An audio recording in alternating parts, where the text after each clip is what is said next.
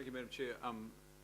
I think the A is good that we worked up this morning, but the B has come to me, just all of us now. I'm the seconder for B at the moment, and I have issues with B, not the least being the points raised by Councillor Casey. It should read public engagement. That's fine. At the end there. That's what it's meant to. Public engagement, great. Put it Involvement of stakeholder groups and public engagement. That's fine. Public engagement Yep. will include the We're all stakeholder keen. groups, so that needs to be clear. But I guess, look, my concern about B is it's elevating some things and not other things. And many of the councillors here today have raised various points in their questions and their statements, and I've got some things to raise and have included too.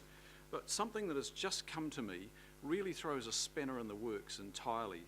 And I don't think this would have come out unless media had exposed the B2, B3 extensions. And that is, I've got, it looks like a statement from the port company this afternoon or this morning, because everything is out, and they are saying, what is the port's doing? Bledisloe East Wharf extension, B2, B3, it's about 100 metres each, 6,000 square metres all up. Why are they doing this? Cruise ships have got wider, so now there's a cruise ship when there is a cruise ship at Queen's Wharf, there isn't enough room to safely berth cargo ship at Captain Cook Wharf. B2 and B3 will be able to take these ships. It goes on to say the extended B3 will be able to accommodate the Queen Mary. It goes on to say construction starts April this year, and it'll take about 18 months to build. Now, why isn't that information part of the Central Wharves analysis? Now, I asked this question before, was there any knowledge of the consent, the application and consent by the CCI group? I just cannot fathom how the CCI group did not have any idea of this happening. This is only being drawn out because it is getting out. It should be before us, before any other place. Madam Chair, this is getting messy. I am struggling now to support anything up there because of this information that is arriving at the 11th hour. Madam Chair, I think you need to have a look at this. Okay.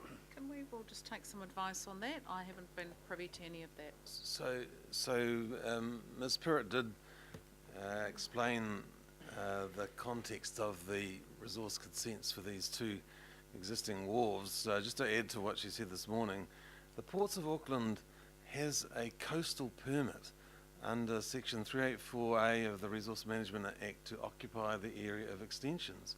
And this is within the area that's zoned the port management area under the operative coastal plan. So this is like any port in New Zealand has an operating area in which they can do extensions to their wharves, and these are a couple of extensions which have required to be dealt with either as a controlled activity or a restricted discretionary activity, and they've had a resource consent processed as part of normal operation of a port. So it is different from the the role of CCIG, which tends to be about the future development.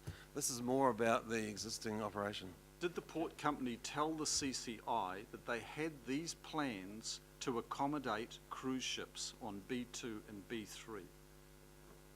Madam Chair, the answer I gave this morning is still the same answer I'll give this afternoon.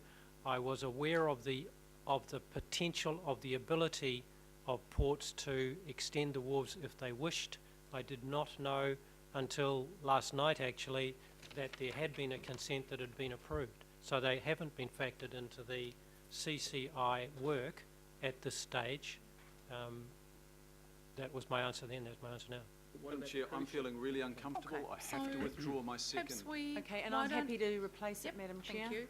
So the question then is for us lesser mortals who are just sort of coming up to speed with the details of that, is the extension of B2 and B3 instead of or as well as what we're talking about now? What's the impact of that? Well, this is additional too, but bear in mind that this is just extension of the existing wharf structures. It's not reclamation. But one of the reasons that has been advanced for this is the ships are getting longer. and they need to be able to berth longer ships, and on occasions they have had to berth the Queen Mary and other longer cruise ships. So this is an operational requirement as one of the reasons for the extension. Okay. Queen Mary can already berth So, here. the reality is, you know, if we just, I understand the concerns that are being made, and I share many of those.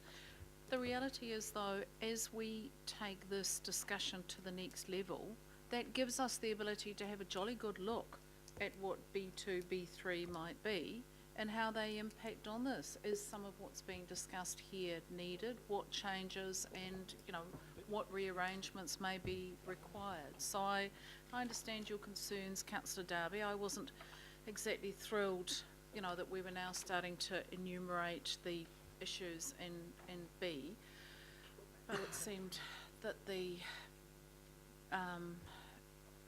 that it might be a useful thing to do. I do worry that it suddenly then becomes a list that everyone's going to want to add to, and we might end up with, you know, a whole alphabet of recommendations. The reality is all of this work needs to be done anyway, but I understand your concern, and Councillor Cooper will step in. Madam Did Chair, you have another just point? finishing speaking then, because it is a speaking turn. Honestly, that just came before me. I did not have that information before, but I think it is extremely important information. In terms of the further work, if the further work is to be done, I don't think it's just the B. I think there's a whole range, and I know the officers have been busy writing things down, but some of the things I think need to be addressed here, and I think it's entirely premature to support option 4 outright. I think that we all know there's major implications, not least being the multi-cargo impacts and the risk that we're seen to be the ones that are actually forcing reclamation and not the ports. And one of the things we need to look at is, are we just moving the waterfront car park a couple of 100 metres along the waterfront? We need to look at those public realm promises that have been long spoken of and how they are impacted. And we've spoken of those public realm promises in Auckland for a very long time, and Dr. Caford this morning reminded us of Princess Wharf and the debacles there, and they continue to occur. Queen's Wharf, we talk as the People's Wharf, but on the Sunday of anniversary weekend, half of Queen's Wharf was excluded to the public. It was for VIPs only, the whole of the western side and the half of the northern end. It was totally vacant, and it was for VIP ASB customers and their clients. And so those sorts of things need to be looked at. But the public engagement and board engagement has been covered. The question of wharf extension on Captain Cook versus Dolphin, the need for an extension at all, the assessment of how many square metres do you need to support cruise ship docking, berthing, proper assessment of those public spaces, considering that there's now egress through one of those public spaces to access Captain Cook under the option 4. We need to look at the actual and projected cruise ship congestion, the staggering of cruise ship arrival and departure times. At our workshop we were told a number of them arrived together. Well, I've got the schedule, and there's one occurrence this whole season of ships arriving together right on the dot. Really? The usual spacing is half an hour. Ships start coming in at 4:30, as early as 4:30. So that needs to be looked at. The visual and landscape assessment needs to be looked at.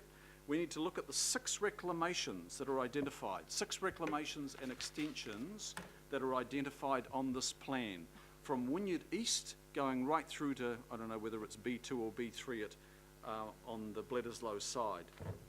And not the least of the issues is the issue of costs and timing.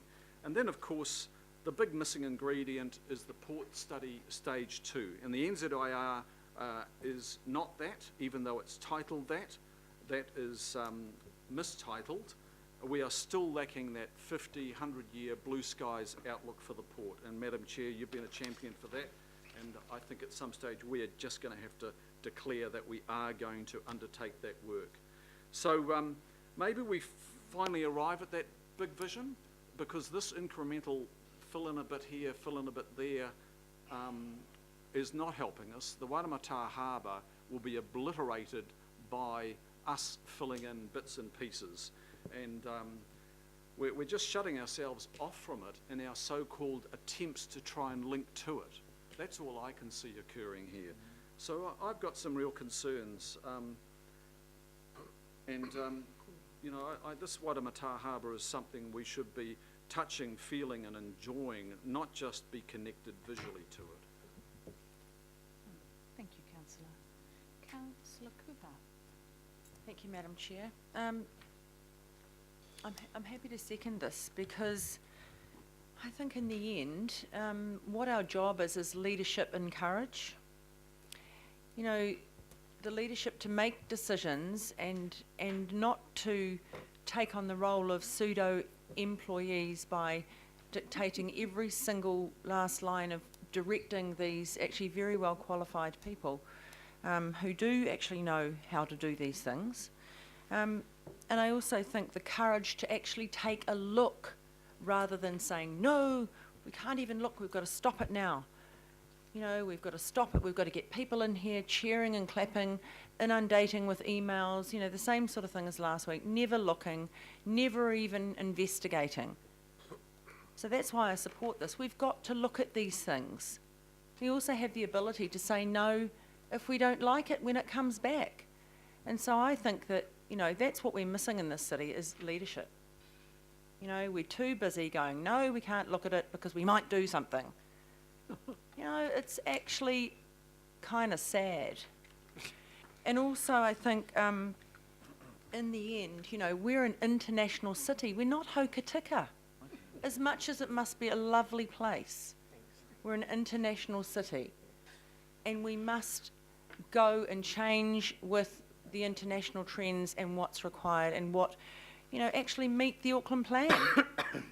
The problem with the Auckland Plan is a whole lot of its imperatives overlap one another and tend to undermine. So I'm glad to see we're going to review that. But I think in the end, what I see with the Central Wharf strategy is pretty exciting because what it does is it unclutters and demystifies for the public, which is all of us, where we work and where we play. You know, and it's pretty clear in that option 4 that you can really see from, you know, as you head east, it's more about the work part, but the rest of it is about where we can play. And the fact that we could actually open up Queen's Wharf instead of having, you know, VIPs only, you know, and you never quite know where you can go or not, that'll be fantastic. And I think a lot of the stuff around, oh, we did this, you know, 10 years ago, we did that. Well, yeah, but we're a dynamic city and we need to be dynamic. We need to make different decisions. We need to move on and build on the shoulders of previous decisions. And if they weren't the right decisions, we need to have the courage to say, well, actually, it wasn't right. So let's have another bloody good look and do the best we can with the information we've got at the time, which is all the people did in the past and all you can do. So I'm really happy to support this. I'm really happy if we have public engagement, all of those things. We're not afraid of that. But I think our fear is we're too afraid to trust our staff to get on with it without dictating point by point, sub-clause, you know, B3, 4, 5 and 6. And actually all it does is waste people's time and make us look a bit petty. So I'm very happy to support these recommendations, Madam Chair. Point of order, Madam Chair. I move that the motion now be put. I've just been keeping a little score here, so I've had two. We've had. I'm not too sure, Councillor Darby. Were you for sort of or against the recommendations? You were kind of and against. I wish to speak, Madam Chair. I know you do, Councillor Lee.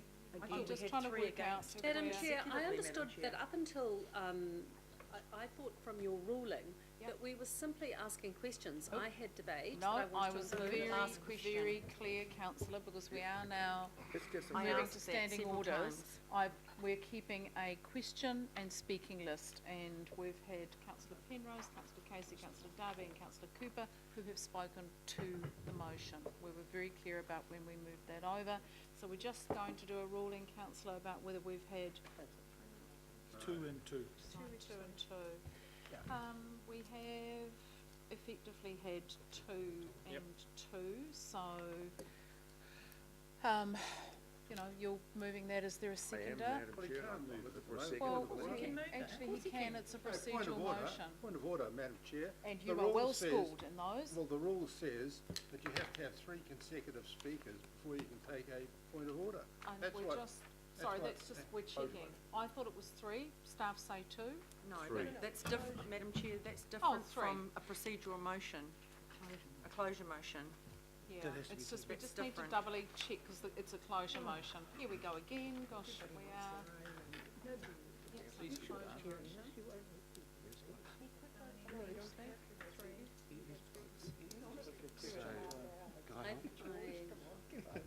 Oh, okay. They haven't spoken, I've Yep, only asked no, questions. we're, Me too. yep. No, so I'm not going to accept it, councillor, because we've only Just had says it takes 2 precedence over. and 2, so we can, I'm hoping that we may move towards closure here naturally.